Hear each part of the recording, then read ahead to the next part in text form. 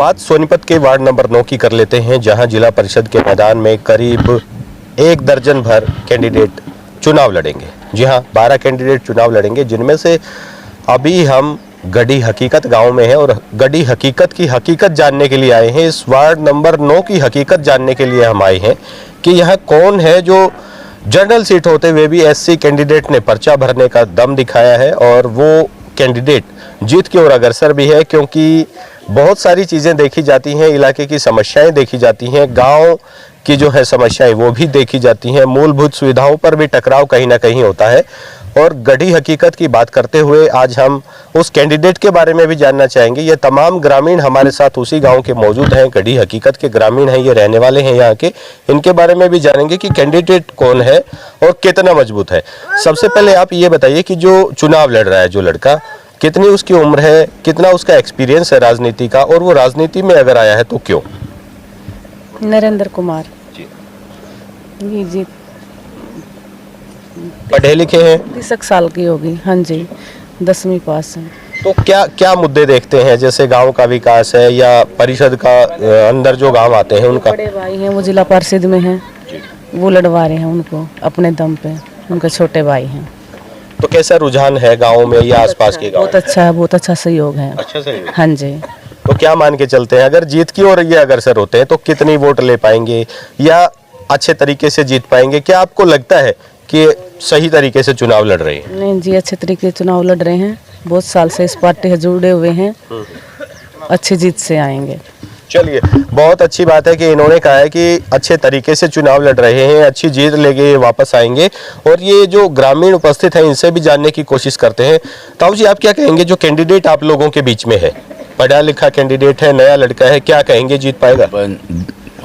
कोशिश तो जितनी की है जी, मदद पूरी करे। हम बेचारा पढ़ा लिखा ईमानदार बच्चा है। हाँ, उम्र बेशक कम है, फिर पढ़ा लिखा बच्चा है और पूरे बहुमत से जिताएंगे इसको। चलिए, यहाँ जो इस इलाके की समस्याएं दिखाई देती हैं, कैसी समस्याएं हैं, कैसे लोगों की ज़रूरत है जो पूरी नहीं हो पाई? भाई, हमारी इस समाज की तरफ को देखता ही नहीं है, तो इसलिए हमने अपना कैंडिडेट खड़ा कराया है। भाई हमारा बन जाता, हमारा कुछ उद्धार कर देगा। समझदार बच्चा है, इसलिए अच्छा कैंडिडेट है। चलिए, जो बाहुबली खड़े हैं चुनाव में, जिनके पास पैसा भी भरपूर है, जो सरकारी तंत्र का भी सहारा ले सकते हैं, गैर सरकारी तंत्र का भी सहारा ले सकते हैं, किसी तरह से नशे की तरफ समाज को धकेल सकते हैं, तो उन लोगों से आपका कैंडिडेट कैसे लड़ पाएगा? कैंडिडेट जी, हम मदद करेंगे अपने की। कैंडिडेट हमारा भाई सब जानते हैं, भाई कमजोर तो है ये जी, हमारे पास इतना पैसा नहीं है जितना इन लोगों के पास है। फिर हम अपनी वोट से, अपनी ताकत से उसको जिताएंगे जी। हमारी पूरी कोशिश है। आप क्या कहेंगे कैंडिडेट के बारे में और जो सहयोग मिल रहा है उसके बारे में? सबसे बढ़िया बात है, एक तो जनरल में एससी का कैंडिडेट खड़ा हुआ है, दम कम रखा है, और फिर पीएसपी के निशान पर लड़ रहे हैं साहब, और ज़्यादा से ज़्यादा सुधार करने के चक्कर में रहेंगे साहब। चलिए, अच्छी बात है, बीएसपी ने इनको टिकट दिया है और वहाँ से ये चुनाव मैदान में है। आप क्या कहेंगे इसके बारे में? ये आपने बीएसपी का बैच भी लगा रखा है, कितना मानते हैं मायावती को? और हरियाणा में अगर बात करें तो मायावती की कौन सी जगह है? इतना मानते हैं। सबसे पहले जय भीम। हम मायावती को ऐसा मानते हैं जिंदा देवी, और हमारा 25 साल से बीएसपी की सेवा करने का अनुभव है, तजुर्बा है, जब से दमखम के साथ खड़े हैं, और जोर जुल्म की टक्कर में संघर्ष हमारा नारा है। और जो ये बाहुबली दारू बांट रहे हैं, नशे की ओर धकेल रहे हैं, यहाँ तो ना दारू ना नोट चलेंगे, यहाँ तो खाली वोट चलेंगे। चलिए, बहुत अच्छी बात है, यहाँ सिर्फ वोट चलेंगे, दारू या नोट का यहाँ चक्कर नहीं होगा। ताऊ जी, आप क्या कहेंगे कैंडिडेट के बारे में? क्या कैंडिडेट जीत पाएगा? देखिए, कैंडिडेट एक हमारा एक ईमानदार और शिक्षित बच्चा है। हम चाहते हैं इसको पूरी ताकत से वोटों से बुलाना, इसको जिताने के लिए। और ये ना तो कोई नशे के वो आदी है, ना ये किसी को दारू शराब वगैरह बांट रहा है। तो हम चाहेंगे कुछ विकास भी हो गाँव का, और हमारे समाज जो छोटा है उसकी भी देख रेख करें। चलिए, बहुत अच्छी बात है कि गांव का विकास भी होना चाहिए और जो समाज है उसकी भी देखरेख कहीं ना कहीं होनी चाहिए। जिस तरह से नशे का प्रभाव गांवों पर पड़ता है या वहां के रहने वाले ग्रामीणों पर पड़ता है, युवाओं पर पड़ता है, नशे को हमें अवॉइड करना चाहिए, इससे बचना चाहिए। और खासकर वोटिंग के टाइम पे जो वोट खरीदी जाती है या जिन्हें शराब पिलाकर वोट दिलाने का, लेने का झांसा दिया जाता है, उसको बंद कर देना चाहिए। जिले के वार्ड नंबर 9 से जिला परिषद के जो उम्मीदवार हैं वो हमारे साथ हैं। उनसे जानने की तमाम वो कोशिशें करेंगे कि कौन सा मूल मंत्र उनके कान में किसने फूका कि कैसे जीता जा सकता है चुनाव। और अच्छे कामकाज में वो लोग जुटे हुए हैं और हो सकता है वो चुनाव जीत भी जाएं। हम इनको शुभकामनाएं भी देना चाहेंगे कि कुछ भी हो सकता है इलेक्शन के दौर में। जिसका हम दमखम मानते हैं वो हार भी सकता है, और जिसे हम नॉर्मल मान के चलते हैं, एक सादा जीवन उच्च विचार वाला व्यक्ति मान के चलते हैं, वो जीत भी सकता है। तो बातचीत करेंगे इसी दौरान। ये कैंडिडेट हमारे साथ हैं, क्या कहेंगे अपने बारे में। आप अपने दर्शकों को सबसे पहले अपना नाम बताएंगे, उसके बाद अपना चुनाव निशान भी बता सकते हैं, और जिस पार्टी से आप चुनाव लड़ रहे हैं उसका क्या अस्तित्व हरियाणा में है। मैं सबसे पहले हरियाणा न्यूज़ का दमखम खबर वालों का धन्यवाद करता हूं कि आज इस एक नॉर्मल से मामूली है कैंडिडेट के आप इंटरव्यू लेने आए, और मैं अपने तहे दिल से आप लोगों का धन्यवाद करता हूं। और बहुजन समाज पार्टी का भी मैं बहुत बहुत दिल की गहराइयों से धन्यवाद करता हूं, क्योंकि हमारी बहन कुमारी मायावती जी ने मुझे आशीर्वाद दे के इस मैदान में उतारा है। क्योंकि मैं बहन जी ने कुछ ऐसा देखा है कि मैं हमेशा ही समाज के प्रति एक बीच में रहता हूँ और समाज के भलाई ही के लिए बात रखता हूँ, हमेशा ही रखता रहता हूँ। 25 साल से मैं बहुजन समाज पार्टी में हूँ और अपने इस समाज को, SC BC समाज को समझाता रहता हूँ कि भाई आप दारू में मत जाओ, या वोट एक बहुत ही कीमत की चीज़ है, इसकी कोई मोल नहीं है। इसना मत बेचो, ना ही दुरुपयोग में किसी उसको डालो, अपने कैंडिडेट को डालो जो अपना भला करेगा, उसी को देखो। चाहे वो ब्लॉक समिति का है, चाहे सरपंची का, चाहे MLA का, चाहे MP का, किसी का भी चुनाव हो, कोई सीट का भी चुनाव हो, अपने कैंडिडेट को वोट डालो। मैं ऐसे ही इन लोगों को समझाता रहता हूँ। जहाँ जहाँ अत्याचार होते हैं वहाँ पे भी मैं अपनी भागीदारी दिखाता हूँ और दमखम दिखाता हूँ। लड़न मरन के लिए तैयार रहता हूँ इन लोगों के प्रति हमेशा ही, जब भी जहाँ जहाँ अत्याचार होते हैं। और आज मेरे समाज ने एक जुटता दिखाई और मुझे यहाँ पे मैदान में उतारा कि भाई आप कैंडिडेट बनकर, जिला पार्षद का उम्मीदवार बनकर आप मेरे समाज के प्रति भला करेंगे, काम करेंगे। क्योंकि मेरे में एक जज्बा है दिल का कि मेरा समाज कुछ ऊपर उठे। ये लोग मेरे समाज को दारू में और पैसे के बल पे अपनी ताकत के उसमें बहला देते हैं, और मैं इनको यही समझाता हूँ भाई ऐसा मत करो, अपने समाज का भला करना है, अपनी बाण बेटियों की रक्षा सुरक्षा करवानी है, पढ़ाई में अपने बच्चों को आगे बढ़ाना है, तो अपने कैंडिडेट को जिताओ और उनका भला करवाओ।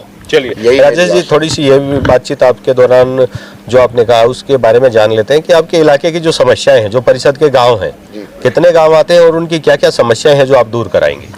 मेरे वार्ड नंबर तो 9 है जिला परिषद में, जो जिला सोनीपत के अंदर आता है, और मेरे 16 गांव हैं जो इस वार्ड में आते हैं। और सभी वार्डों में मैंने गांव में जाके, हर गांव में जाकर देखा, कहीं समाज डूबा पड़ा है, झुग्गी झोपड़ियों वाले हैं, कहीं एक समय की रोटी भी नहीं है मेरे समाज को। और आज वो उन लोगों को बौखला लेते हैं पैसे में, और किसी दम अपनी एक कबूतर और बिल्ली वाली बात हो रही है कि उनको जब बिल्ली आती है कबूतर की तरह दबक जाते हैं, उनको दबा भी लेते हैं जोर जबरदस्ती से भी, इनको धमकाते भी हैं। आज वोट ले जाएं, कल इनका लात भी मारते हैं, ये थप्पड़ भी मारते हैं। लेकिन मैं एक ऐसा कैंडिडेट हूं जो इन लोगों के हाथ जोड़े की, पैर पकड़े की मना लग रहा हूं, इनको समझाने लग रहा हूं। ये मैं आज जनरल सीट पर मैंने फाइट किया है, यही सोच के कि मेरे में भी हम भी अपनी ताकत का एहसास कराएंगे। और रही जीत की बात, मैं आज SC BC समाज मेरे साथ एकजुट हो रह चुका है, और कुछ लोग जो मेरे समाज के प्रति श्रद्धा भावना रखते हैं, जर्नल वाले भी, वह भी मेरे साथ एकजुटता दिखा रहे हैं, वो भी मेरे साथ खड़े हैं। चलिए, बहुजन समाज का एक लड़का चुनाव मैदान में है, वार्ड नंबर 9 से है, जनरल कैटेगरी के बीच में उन्होंने पर्चा भर दिया है, अपना दमखम दिखाया है। आप क्या कहेंगे, आपका जो कैंडिडेट है कितना मजबूत है और क्या मान के चलते हैं। हमारा कैंडिडेट बहुत अच्छी नीति का इंसान है, बहुत अच्छे उसके विचार हैं, और उसका पढ़ा लिखा बच्चा है, और हम उसके साथ तन मन और धन से खड़े हैं।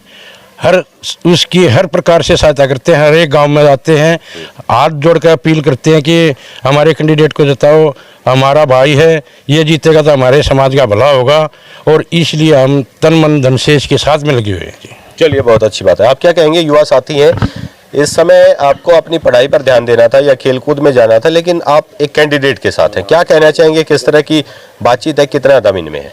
सबसे पहले तो मैं नंबर 1 न्यूज़ हरियाणा का तहे दिल से धन्यवाद करता हूं, जो आप लोग हमारे बीच में हमारा इंट्रोडक्शन लेने के लिए पहुंचे हो। सबसे पहले तो मैं चैनल का धन्यवाद करता हूं और सभी ग्रामवासियों को मेरी तरफ से क्रांतिकारी जय भीम। मैं सभी साथियों से अनुरोध करता हूं कि हमारे बीच में जो हमारे राजेश जी जो कैंडिडेट हैं, वो बहुजन समाज पार्टी की मुखिया आदरणीय बहन कुमारी मायावती जी ने जो इनको टिकट देकर जो कि एक वार्ड नंबर 9 से कैंडिडेट के रूप में उतारा है। और जो हमारी जो समस्याएं हैं, लगभग सभी जानते हैं इन समस्याओं को, गलियाँ, नाले, हमारी जो भी मूलभूत जो समस्याएं हैं, शिक्षा के स्तर में भी जो आज वर्तमान में जो सरकारें चली हुई हैं, इन्होंने शिक्षा का स्तर बिल्कुल गिरा दिया है। और आदरणीय बहन कुमारी मायावती जी बारी बारी यही कहती है कि भाई बच्चों को जितना भी पढ़ाया जाए अपनी तरफ से पढ़ाओ। और हमारी जो मूलभूत समस्याएं हैं, अभी जो हमारे वार्ड नंबर 9 से बहुत से सारे कैंडिडेट उतरे हैं जो कि जनरल कम्युनिटी से हैं, क्योंकि जो हमारा वार्ड नंबर 9 है वो जनरल में है।